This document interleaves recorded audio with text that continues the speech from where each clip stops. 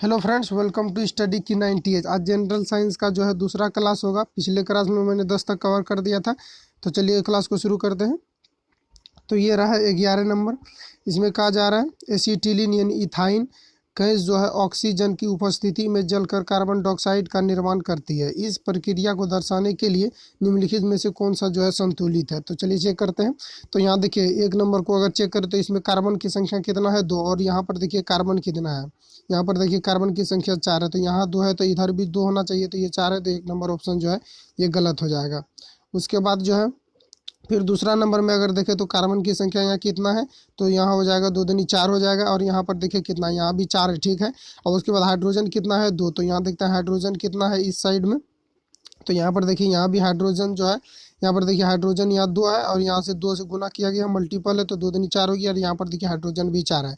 और उसके बाद ऑक्सीजन यहाँ कितना है, 10। तो यहाँ देखते हैं कितना, तो 4 दूना 8 और यहाँ पर देखिए 2 है, 10। तो ऑप्शन नंबर बी जो है ये करेक्ट आंसर हो जाएगा, ये संतुलित है। Next question. और इसमें एक चीज़ कि जो एसिटिलीन है C2H2, ये एसिटिलीन का सूत्र है। और इसको बनाने के लिए जो है सोडियम एसीटेट को सोडा लाइम के साथ जब गर्म करते हैं तो एसिटिलीन बनता है। और सोडियम एसीटेट और सोडा लाइम का सूत्र होता है NaCOOH।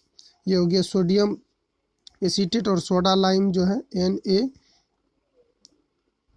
यानी इसको जो है इससे रिएक्शन कराते हैं। सोडियम एसीटेट को जब सोडा लाइम के साथ रिएक्शन कराते हैं तो फिर जो है एसिटिलीन बनता है, C2H2O बनता है। नेक्स्ट क्वेश्चन है हाइड्रोक्लोरिक प्रेस में किसका उपयोग किया जाता है।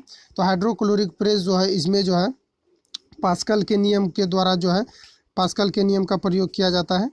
तो ऑप्शन नंबर इसका ए करेक्ट हो जाएगा। और पास्कल का नियम है, बंद द्रव पर जब किसी भी भाग पर दबाव डाला जाता है तो वो समान रूप से जो है चारों दिशाओं में संचरित होता है। तो हाइड्रोक्लोरिक प्रेस में जो है ये पास्कल का नियम का प्रयोग किया जाता है। ऑप्शन नंबर इसका ए जो है ये करेक्ट आंसर हो जाएगा। नेक्स्ट क्वेश्चन है बीमा। बीमा जो है MLT-2 किसके अनुरूप है। तो ये जो है बल का होता है। तो बल बराबर होता है, बल का SI मात्रक क्या होता है, न्यूटन। इससे भी आप लिख सकते हैं, SI यूनिट से भी लिख सकते हैं। बल बराबर इसका जो है SI यूनिट न्यूटन होता है। और इसका 1 न्यूटन बराबर कितना होता है, तो kg मीटर पर जो है मीटर पर सेकेंड स्क्वायर होता है। kg मीटर पर सेकेंड, सॉरी ये गलत हो गया, ये देखिए kg मीटर अब पर जो है ये सेकेंड स्क्वायर होता है। बस इसी से अब देखिए आप बीमा सूत्र इसे लिख सकते हैं। तो kg को हम क्या लिखेंगे, m में, क्योंकि द्रव्यमान को मास बोला जाता है और m में इसको मेजर करते हैं। और उसके बाद मीटर है, तो मीटर को फिर हम लिखेंगे, मीटर को किस में मापते हैं, लंबाई में मापते हैं, तो इसको L लिखेंगे। और kg को m और m को जो है L लिखेंगे। और s को t है तो इसको हम t जो है लिखेंगे, t लिखेंगे, T2 लिखेंगे, इसको हम T2 लिखेंगे। और ये देखिए पर है, यानी ये बटे में है, जब ऊपर जाएगा तो -2 हो जाएगा, यानी कि MLT-2 हो जाएगा, जो ऑप्शन नंबर इसमें दिया हुआ है। बल का देखिए इसमें दिया हुआ है, बल का पूछा जा रहा था, तो ऑप्शन नंबर इसका जो है एक करेक्ट आंसर हो जाएगा। नेक्स्ट क्वेश्चन है सही युग्म रसायन एवं उसका रासायनिक सूत्र का चयन करें। तो 1 नंबर है प्लास्टर ऑफ पेरिस। तो प्लास्टर ऑफ पेरिस का सूत्र क्या होता है, तो ये होता है CaSO4 ये प्लास्टर ऑफ पेरिस हो गया, यानी 1 का आंसर हो गया आपका, ये 2 हो गया, 1 का 2 हो गया। और उसके बाद पूछा जा रहा है जिप्सम का सूत्र क्या है। तो बी बराबर देखिए क्या हो जाएगा, तो जिप्सम का क्या होता है रासायनिक फार्मूला। तो जिप्सम का देखिए रासायनिक फार्मूला होता है CaSO4 तो इसका हो जाएगा ऑप्शन नंबर कौन सा सही हो जाएगा इसका, तो इसका जो है ऑप्शन नंबर सही हो जाएगा ये वाला, 3 नंबर इसका जो है सही हो जाएगा, यानी कि 3 नंबर इसका, ये देखिए सही हो गया 3 नंबर। और उसके बाद फिर है 2, उसके बाद फिर क्या दिया हुआ है विरंजक चूर्ण। तो विरंजक चूर्ण का फॉर्मूला क्या होता है, विरंजक चूर्ण का होता है CaOCl2, तो इसके लिए 4 हो जाएगा, यानी कि ये जो है ऑप्शन नंबर सी के लिए चलिए 4 हो गया। उसके बाद फिर दिया हुआ है बुझा चूना। बुझा चूना का क्या होता है CaOH का होल ट्वाइस, तो ये हो जाएगा, यानी कि डी का जो है ऑप्शन नंबर ए जो है ये करेक्ट आंसर हो जाएगा। अब देखते हैं ऑप्शन किस में मैच कर रहा है।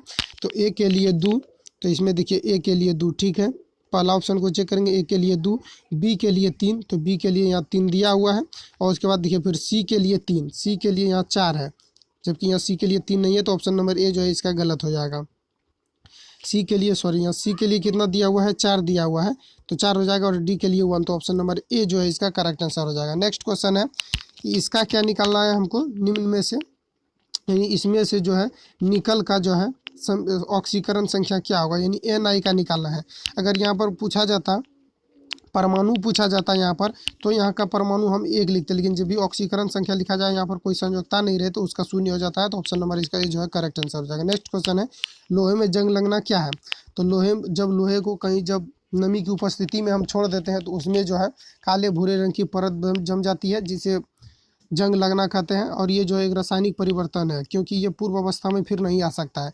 अगर कोई बर्फ पिघल जाता है तो वो भौतिक परिवर्तन है, क्योंकि फिर उसको जो है हम माइनस डिग्री सेंटीग्रेड में करके हम जो है उसको फिर से बर्फ की अवस्था में ला सकते हैं, लेकिन लोहे को फिर उस तरह से नहीं लाया जा सकता।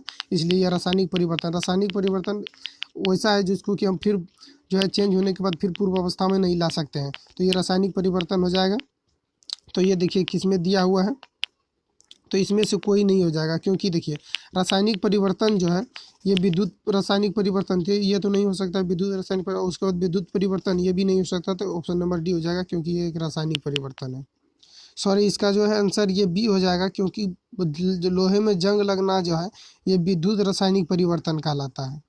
अगर रासायनिक परिवर्तन रहेगा तो वहाँ रासायनिक परिवर्तन टिक करना है। सबसे पहले तो आपको अगर विद्युत परिवर्तन अगर नजर आ जाए विद्युत रासायनिक परिवर्तन ऑप्शन में, तो सबसे पहले इसको टिक करेंगे। अगर ये नहीं रहेगा तब आपको करना है रासायनिक परिवर्तन। नेक्स्ट क्वेश्चन 17 नंबर, इसमें दिया हुआ है रेडियोधर्मी तत्व जो है किसका उत्सर्जन करते हैं? तो ये जो है अल्फा बीटा गामा का उत्पन्न करते हैं। ये अल्फा बीटा और गामा रेज का उत्पन्न करते हैं, क्योंकि इसको रदरफोर्ड ने जब अल्फा कण का प्रयोग किया था चादर पर, पतली चादर पर, तो वहाँ देखा था कि अल्फा बीटा गामा किरण उत्पन्न होती है। इसलिए इसका ऑप्शन नंबर जो है ये 4 करेक्ट आंसर हो जाएगा। नेक्स्ट क्वेश्चन 18 नंबर, एड्स के विषाणु जो है किसे नष्ट करते हैं? तो एड्स के विषाणु जो है ये जो है लिम्फोसाइट जो है इसको ये नष्ट करते हैं, क्योंकि ये जो है रक्त के अंदर जो है प्रतिरोधी जो है ये जो है प्रतिरोधी रक्त में जो है ये उपस्थित रहता है।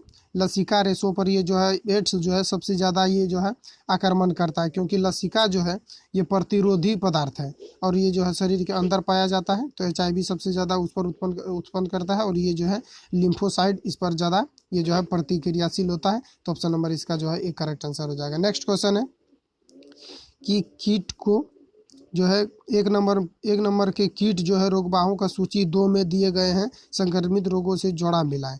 तो सबसे पहली बात ये जो है एनाफिलीज जो है इससे जो है कौन सा रोग होता है? तो इससे जो है आपका रोग होता है ये वाला होता है, यानी कि मलेरिया होता है। तो इसको इससे मैच करेंगे। और उसके बाद है क्यूलेक्स।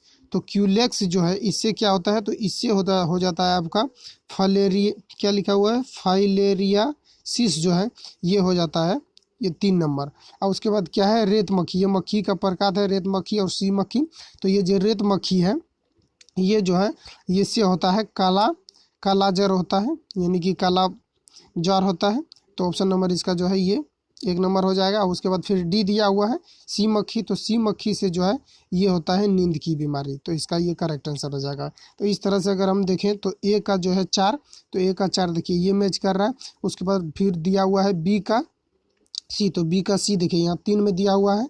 और उसके बाद फिर दिया हुआ है सी का 1। तो सी का ए यहाँ मिल रहा है, और डी का 2। तो डी का 2 मिल रहा है। तो ये ऑप्शन जो है इसका राइट आंसर हो जाएगा।